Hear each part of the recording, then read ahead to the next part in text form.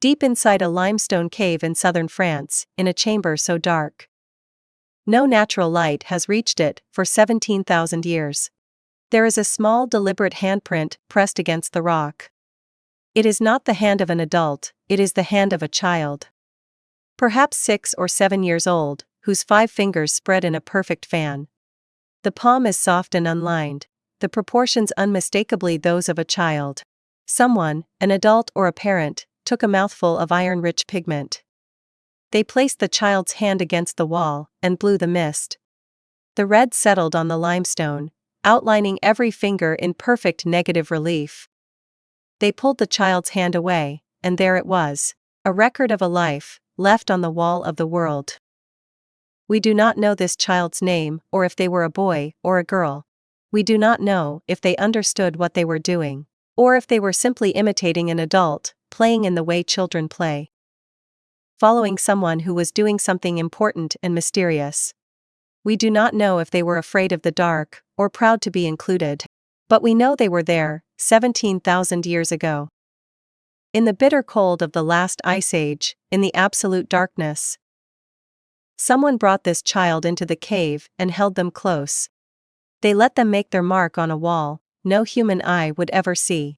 Not until a teenager with a lantern stumbled through a foxhole in 1940. He found himself standing in the presence of something extraordinary. This is the story of the first artists, and it is a heavy story. It forces us to ask a question we are deeply uncomfortable with. What were humans before we were artists, and what did art make us become? The discovery of Lascaux by 4 teenagers, who squeezed through a hole on the hillside. It was not, strictly speaking, a discovery of something that had been lost. The cave had been accessible, at least periodically, for thousands of years. Local people knew there was something in the hill, but it was these boys. Armed with a crude oil lamp, they descended into the Hall of the Bulls. They found themselves in the presence of one of the most spectacular galleries ever. The paintings that greeted them were staggering in their quality and their scale. The walls were covered in images of animals, horses, cattle, deer, and a rhino. An enormous frieze of aurochs, with bodies painted in red and black ochre. A precision and dynamism that seems almost impossible for artists 17,000 years ago. The colors were derived from mineral pigments, mixed with animal fat, or resins, to create a paint that would adhere to the limestone and resist geological time. The artists used natural contours of the cave walls to give 3-dimensional volume, painting over ridges and hollows to suggest the curve of a horse's flank. These were not limitations that the artists worked around.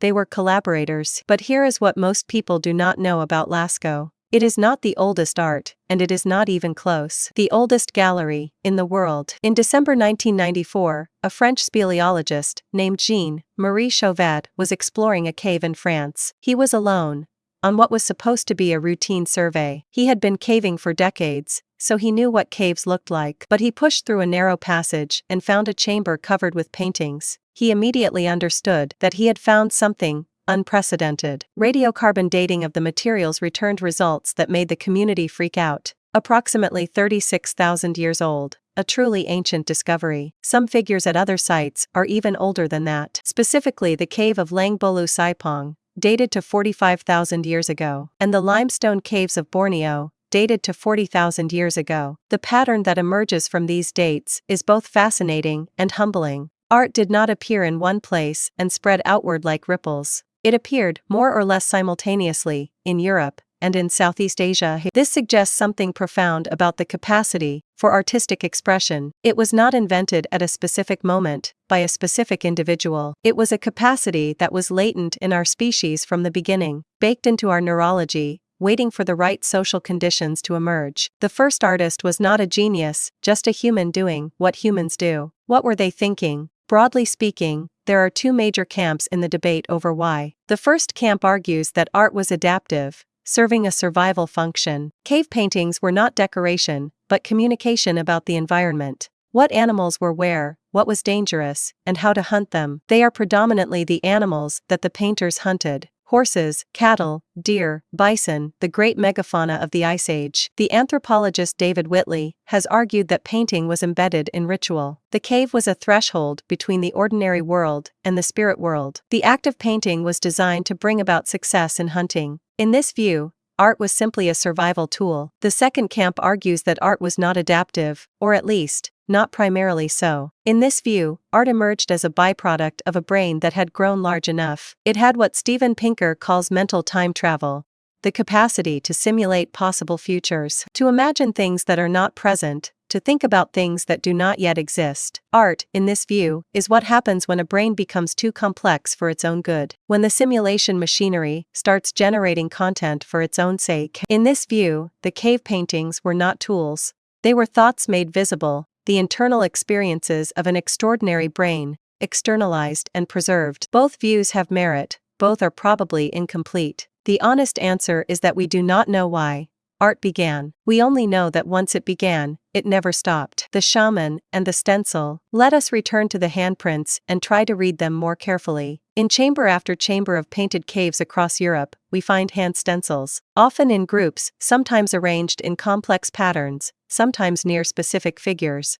At Gargas Cave, there are more than 200 hand stencils. Many of them are incomplete, fingers missing, truncated, or folded against the palm. It is a gesture whose meaning we cannot decode. At Coscar Cave, hand stencils are found below the current waterline. When they were made, the cave entrance was above sea level. The artists would have had to descend into the cave through a dry passage. The archaeologist David Whitley has argued that these stencils were made in shamanic ritual. The cave, in this interpretation, was not a gallery. It was a sacred space, a womb of the earth, a place of transformation, a site where the ordinary rules of the world were suspended. The handprints are evidence of initiation rites, of spirit journeys, of encounters. The artists were not painting pictures for aesthetic pleasure, they were making marks in a sacred space, as part of a ritual we cannot reconstruct. This interpretation is contested, but it is hard to argue with the fact. Most of the painted caves were in places that required significant effort to access. These were not casual visits. You could not just walk into Chauvet Cave or Lascaux. You had to crawl through narrow passages in complete darkness, carrying a torch. The light would have illuminated only a small circle of wall at a time. The shadows would have danced, creating an atmosphere of extraordinary otherworldliness. These were deliberate pilgrimages, and the effort of getting there was part of the point. The children of the Paleolithic. And then there are the children, whose handprints appear in cave after cave. The children whose footprints have been found on deep, ancient travertine floors. They were brought into the dark, into spaces no modern person would enter alone. They were allowed, perhaps even encouraged, to make their own marks. The most poignant interpretation is the one proposed by Jean-Marie Chauvet himself. Incomplete stencils in the deep chambers suggest children learning to blow pigment. They were not very good at it yet, but they were being initiated. They were being welcomed into the practice, the craft, the art of the cave. Think about what this means. The children were not excluded from the sacred. They were not waiting outside, while the adults did something important. They were brought in, literally, and figuratively, into the mystery. Those marks were considered important enough to be made in the most inaccessible spaces. Spaces where the air was stale, the silence was absolute, and light was fleeting. The girl from La Baume, La Trône. In the Gard region of southern France, there is a cave called La Baume, La Trône. In 1967, an archaeologist found something undisturbed for 14,000 years. It was not a painting or a hand stencil. It was a human footprint, a cast of a human footprint, preserved in a thin layer of cave travertine. The child's foot was about 15 centimeters long, consistent with a child of 7 or 8 years of age. The track was clear, with the individual toe impressions visible. The child walked through wet clay, left their print, and it hardened into travertine over the millennia. There were other footprints too, perhaps other children, or the same child on different occasions. This child did not leave a handprint, they left a footprint. A footprint is different from a handprint, because a footprint implies movement. This child was not standing still, having their hand placed against the wall by an adult. This child was walking, exploring, being led through the dark by the hand of a parent, placing one foot carefully, in front of the other, on the uneven stone floor. Probably very aware of the darkness, the silence, and the strangeness of being somewhere forbidden. The parallel. Here is what I want to leave you with, because it is the most important thing about the first artists. They are gone,